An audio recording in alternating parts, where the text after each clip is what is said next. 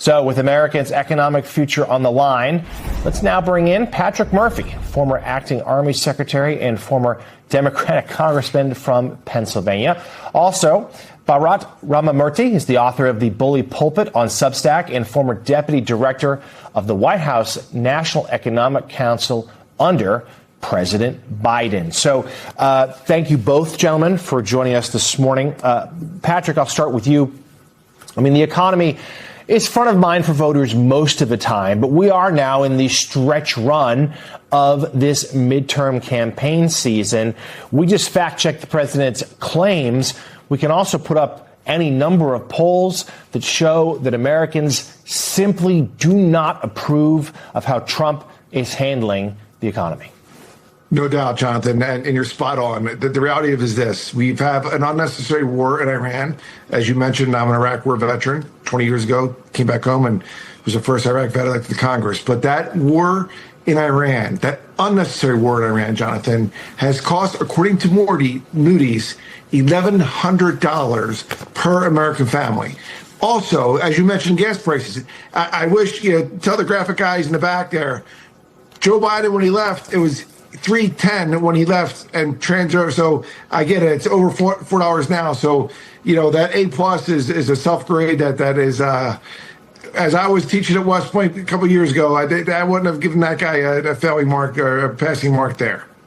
So Ron Klain, you mentioned Joe Biden.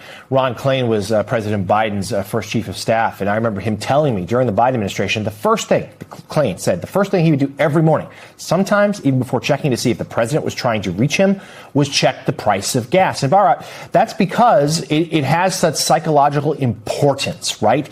Bill Clinton once described the gas stations as it's billboards for the economy, because gas stations, which so prominently display their prices, they're on most major American streets. And even if you're not stopping for gas that day, you're driving by it. You see it, and it's sort of a bellwether as to how things are doing. And right now, not doing great.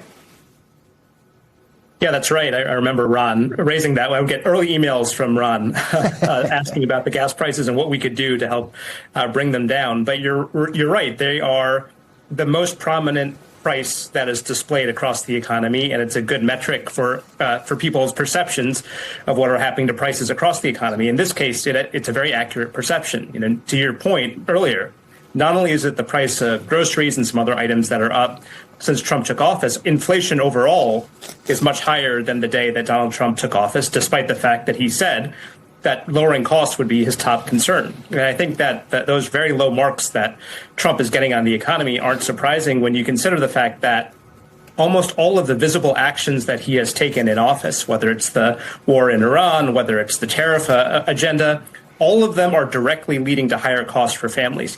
Just last week, he announced a new round of tariffs.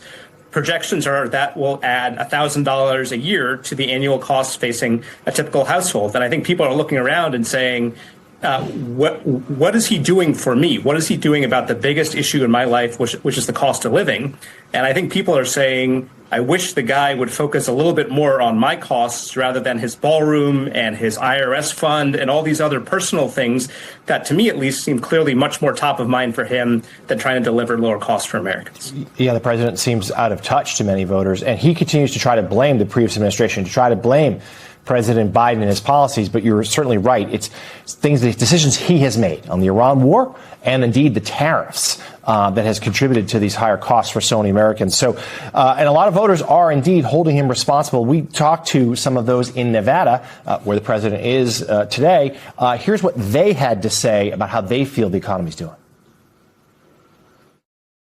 Yeah, he needs to tell the truth. That's what he needs to do. He gets up there with all these promises and these lies. The promises ain't for us. He wants us to vote for him. Well, you got to do something.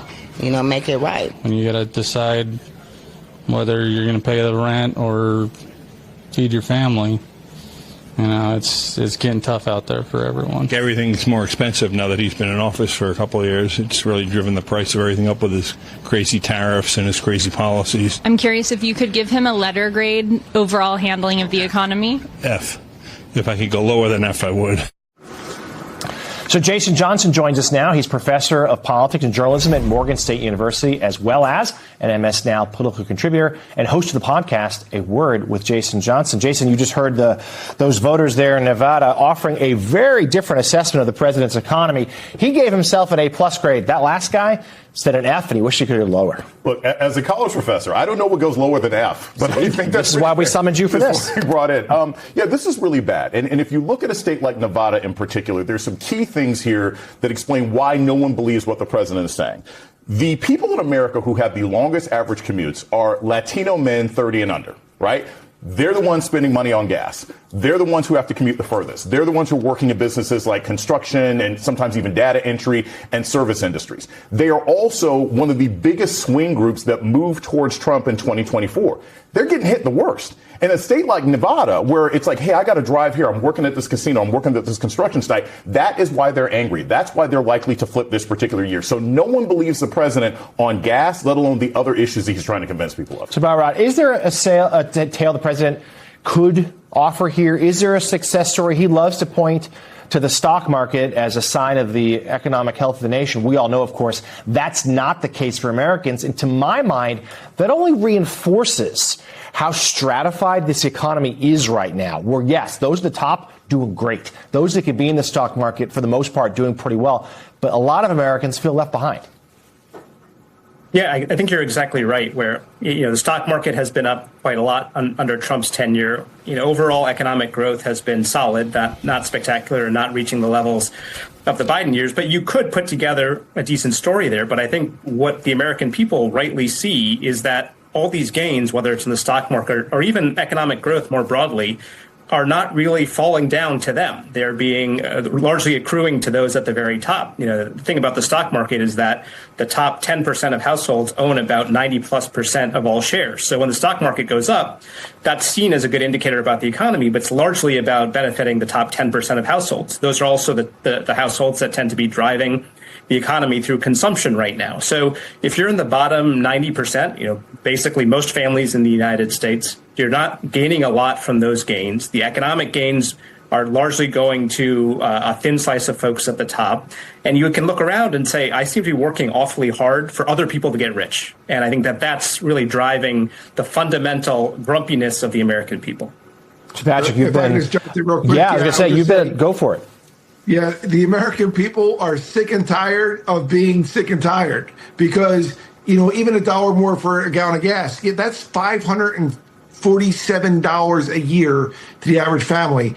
And as Jonathan pointed out earlier, when you look at diesel being up so high, think about the Teamsters, those truck drivers like my grandfather was when he came back from the Pacific in World War II. They're paying outrageous numbers for diesel gas in America. That is jacking up prices for our consumers. So these are unforced errors, Jonathan. And that's why the American people are pissed off. We shouldn't have this unnecessary war in Iran. We shouldn't have tariffs that we have to pay for. And we shouldn't have spending on ballrooms in Washington and helipads, et cetera, when we need to get the brass tacks, get people back to work, and bring costs down for every American.